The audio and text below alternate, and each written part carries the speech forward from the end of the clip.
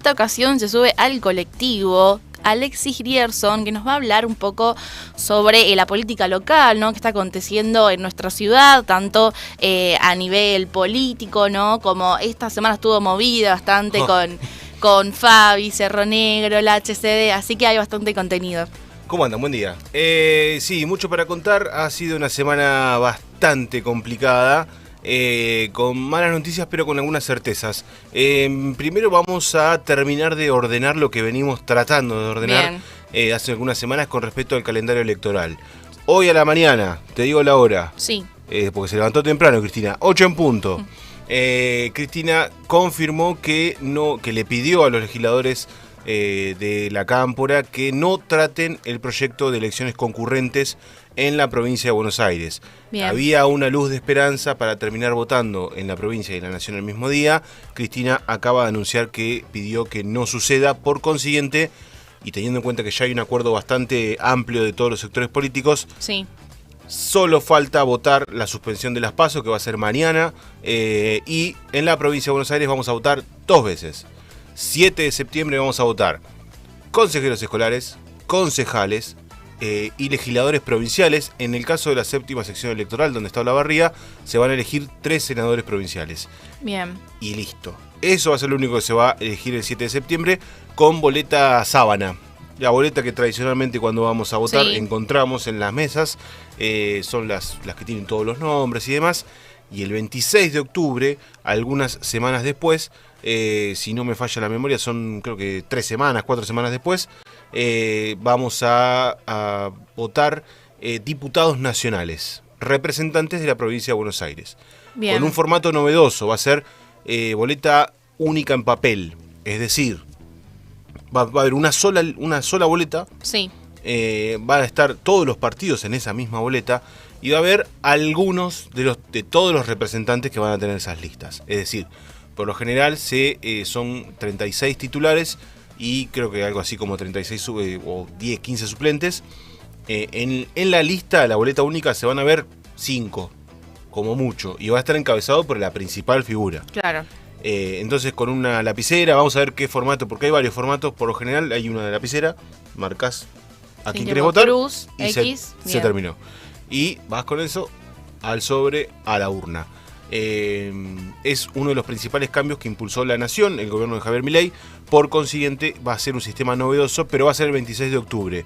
Por ahí la que afecta más directamente a Olavarría va a ser el 7 de septiembre. Falta bastante menos de lo que se preveía de cara a las elecciones. Eso como primer tema. Cristina hizo un extenso, tal como se la caracteriza, un extenso mensaje, una extensa exposición. 6 semanas era entre una elección y la otra. Bien, 6 semanas. Habla de que no es conveniente, que ella insiste en que además de complejizar el debate, es caro, porque hay que hacer 2 elecciones separadas, pero bueno. Bien, no está de acuerdo con los desdoblamientos. Dejó claro de que sí, no está de acuerdo, pero que bueno, que si ya la decisión la tomó el gobernador, solo queda respetarla y ir a las urnas. Y es más, en un momento dijo como ojalá que no tengamos razón y que, digamos, salga todo bien, digamos, y que el peronismo pueda tener chances el 7 de septiembre, pero suena a... Ojalá me equivoque, pero esto me parece que no va a terminar bien. En paralelo, vale decir, y hacemos un pequeño asterisco, la oposición comenzó a organizarse como para ir unificada, ¿sí? Todos están viendo la experiencia Ciudad de Buenos Aires. Ciudad de Buenos Aires hay 500 candidatos, van todos separados, porque casi no hubo acuerdo en ningún estamento. Incluso adentro del mismo PRO hay diferencias, porque Horacio Rodríguez Larreta armó una lista separada de la de Silvia Losperato, que al mismo tiempo Ramiro Marra armó una lista separada de la lista de Manuel Adorni, que es la lista oficial, y va todo atomizado en Ciudad de Buenos Aires, y van a ver qué pasa de esa experiencia. ¿Qué dice esa experiencia a priori? Las elecciones van a ser en mayo, que el peronismo tiene muy buenas posibilidades de ganar con... se me fue el nombre del candidato, pero tiene muy buenas con su candidato principal, que hasta la cara le veo, pero viste cuando se te va, tiene muy buenas posibilidades, y que justamente la ventaja que tiene el peronismo en esas elecciones es que toda la oposición va dividida. ¿qué está pasando en la provincia de Buenos Aires? La semana pasada hubo ya varias reuniones y se están intensificando entre Sebastián Pareja, Lule Menem, Cristian Ritondo y Diego Santilli. Cristian Ritondo y Diego Santilli son las dos principales figuras del PRO en la provincia de Buenos Aires. Uno dicen que es el que más mide y el otro dicen que es, dicen no, es el presidente del partido a nivel provincial. Todo esto aparentemente también sin la veña de Mauricio Macri, o por lo menos Mauricio Macri diciendo más sí, hagan lo que quieran. Como que medio como Cristina, ¿no? Sí. ¿Querés votar el 7 de septiembre? Anda a votar el 7 de septiembre. Bueno, en ese sentido, en la provincia hay como una especie de ensayo de pensar una elección con unificados, es decir, sin ir tan divididos, lo cual lo va a hacer un poco más complejo y veremos si es más interesante, pero de mínima están empezando a aprender de algunas experiencias que se están dando en este 2025 tan convulsionado. Ya nos metemos de lleno en la realidad de Olavarría. Semana pasada hubo alrededor de 100 despidos en la fábrica Fabi, que es una fábrica de bolsas industriales, que en realidad son 100 mentirosos porque afecta a más o menos 50 contratados o tercerizados. Se habla mucho del arraigo de talleres que funcionan en la localidad y que asisten a Fabi, por consiguiente esos talleres también dejan de existir y son alrededor de 150 empleos en total. Un golpe durísimo, sobre todo para Hinojo, más que obviamente que para el partido de Olavarría, pero para Hinojo sobre todo por el arraigo, punto número 1, y punto número 2, porque es una empresa 100% identitaria de la localidad, es decir, todo funcionaba alrededor de Fabi. Es un golpe complejo, sobre todo por la forma. Fue bastante, digamos, abrupto el final, y no es una serie de despidos por baja en el consumo, es el cierre de la fábrica. De hecho, desde el gremio de papeleros informaban que mucho ya no se puede hacer. De hecho, ni siquiera se presentaron en el Ministerio de Trabajo porque, a ver, la empresa cierra sus puertas, pero indemniza a todos sus trabajadores, incluso los indemniza con un porcentaje mayor al que le corresponde. Sí, un 15%. Un 15% más. No hay mucho para hacer, digamos. Digamos, es solo aceptar. Es aceptar. Incluso la empresa propuso como una especie de capacitaciones para la reinserción laboral. Hay como una serie de medidas que tomó la empresa, como entre comillas a favor de los empleados, como para tener una continuidad después del cierre. Acá hay un dato bastante alarmante y que habla del gobierno nacional y de las medidas del gobierno nacional, que es que a la empresa, que es de capitales chilenos, le conviene cerrar la fábrica, indemnizar a los trabajadores incluso con más dinero del que les corresponden, desmantelar la fábrica, trasladarla a Chile, armarla allá, producir e importar. Es decir, es más rentable producir en Chile. Esto es de mínima, ¿no? Haciendo un resumen rápido. Y si es más fácil, es más rentable producir en Chile, significa que ha habido graves inconvenientes en las últimas medidas que ha tomado el gobierno de Javier Milei. Recordemos, alrededor de 96 despidos en Cerro Negro, y una de las razones que esgrimió la empresa es la apertura de importaciones. Abren las importaciones, le conviene al empresario importar, o a las mismas personas, importar más barato que tener toda la cadena de producción en Argentina, pagar a los trabajadores, pagar a los proveedores y demás, y vender. Es una tragedia, sobre todo para el sector industrial. Durante la semana hubo cientos de expresiones de un montón de dirigentes y demás. Hay que decir que en esas expresiones se confirmó que hay alrededor de 1.300 despidos en Olavarría desde la asunción de Javier Milei. Lo que pasa es que nosotros conocimos dos bastante de golpe y numerosos, pero hay como una especie de goteo de despidos de a cuentagotas de ciertas empresas. A veces despiden 2, despiden 3.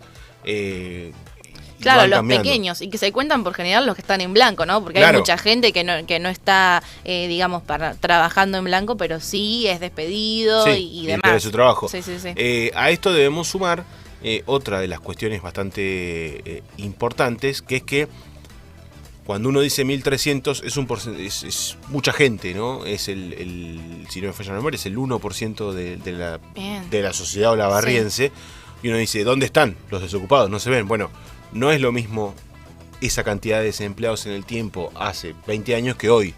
Hoy mucha gente se la trata de arreglar de otra forma, se trata de solucionar el desempleo buscando alternativas, y hay otras que han sido empleadas con condiciones peores, con menos salario, pero empleadas al fin. Entonces, es más complejo analizar el desempleo en Olavarría hoy. Me parece que una de las características más importantes que se está notando es justamente la precarización laboral, porque lo que se están perdiendo son empleos de, lo que se dice, empleos de calidad. Son empleos registrados, con buenos salarios, con obra social, con aportes a la jubilación. Entonces, eso que se pierde después, está bien, un desempleado sale a buscar trabajo y consigue, vamos a poner un ejemplo burdo, de albañil o de ayudante de albañil. Vas a ganar menos, es en negro. Sin obra social, con riesgo a lastimarse, a afectarse, es complejo. Esa es la precarización que se está dando en los últimos tiempos en Olavarría, sin vista de solución. De hecho, Lucas Miriuca, el propio Alejandro Santillán, quien es el secretario general de AOMA, Bustamante de Soeco, el propio titular del gremio de papeleros, todos dicen lo mismo. La situación es desesperante porque los empresarios ya están al límite. Hace unos meses hemos hablado, incluso acá en esta columna, de que los empresarios estaban un poco bancando esta quietud de la industria. Entonces, ¿qué significa bancando? Le estaban pagando a los trabajadores que estaban casi sin tener tareas activas. Hay sobrestoque en las empresas, es decir, la empresa produce, y como no vende, ese stock queda. Tal cual. Entonces ya no hay que producir porque ya están todos los galpones llenos, están todos los distribuidores colapsados de productos que no se venden. Entonces se genera una cadena donde el trabajador empieza a ser ocioso. Y ahí es donde se toman las decisiones. Un dato que me enteré hace un ratito nada más, están convocando una movilización ahora al mediodía. Se estima que va a ser en las puertas de ANSES a las 12. Con integrantes de gremio de AOMA y de SOECO, en este sentido, para tratar de mostrar la realidad del sector a la funcionaria que está allí, quien es una de las máximas referentes de la Libertad Avanza en Olavarría, Celeste Aruset.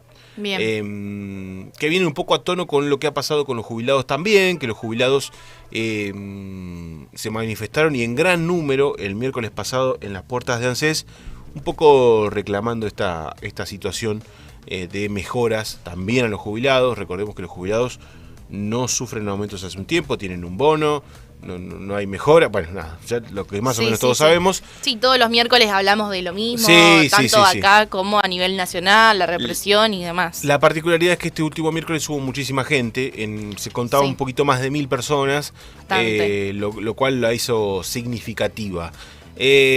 Un dato más chiquitito, llamó la atención la postura de la Libertad Avanza, sobre todo de este tema en Olavarría.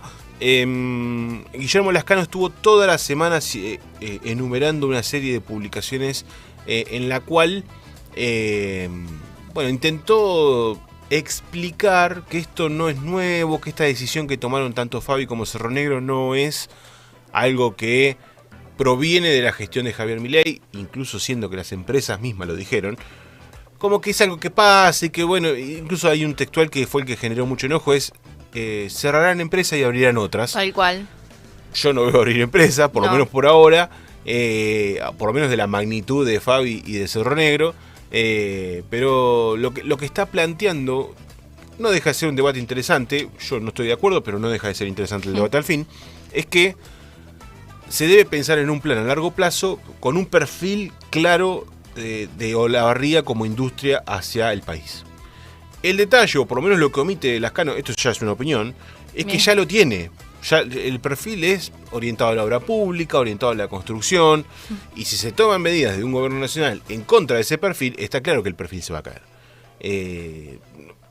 Como que quedó bastante ahí. Sí, presenta bastantes contradicciones, ¿no? Sí, más que, además de contradicciones, omite detalles que son importantes. Es decir, hay que pensar un perfil productivo para Olavarría. Lo tiene. Está pensado en la obra pública.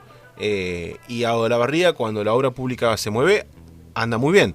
Incluso en el gobierno de Mauricio Macri, que nunca dejó de lado la obra pública, más allá de las decisiones macroeconómicas que se tomaron. Y a Olavarría le iba bien, tuvo una primavera, se le puede decir, bastante interesante entre la asunción de Ezequiel Gali y más o menos el 2018.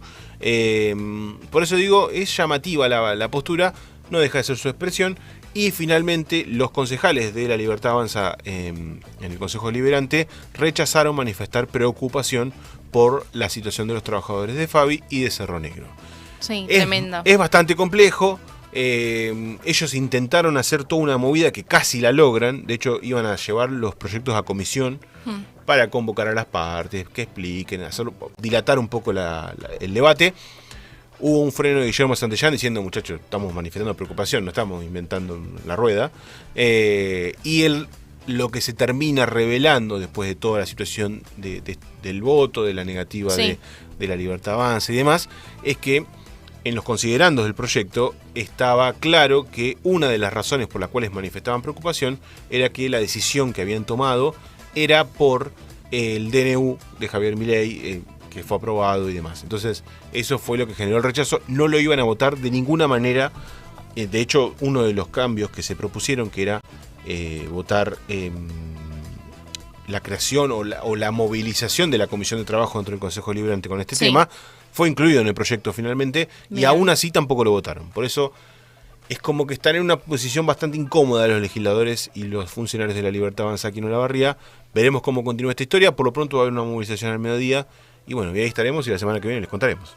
Bien, así que la verdad es que muy movido esta semana, sobre todo tanto política nacional como local, y esas fueron las noticias, ¿no? que nos trajo incluso hasta hoy al mediodía, así hasta que hoy, muy reciente. Todo lo que pasó todo fresquito. Hoy a la mañana y lo que viene. Bien, entonces te agradecemos también por venir, y fue Alexis Grierson sobre política local.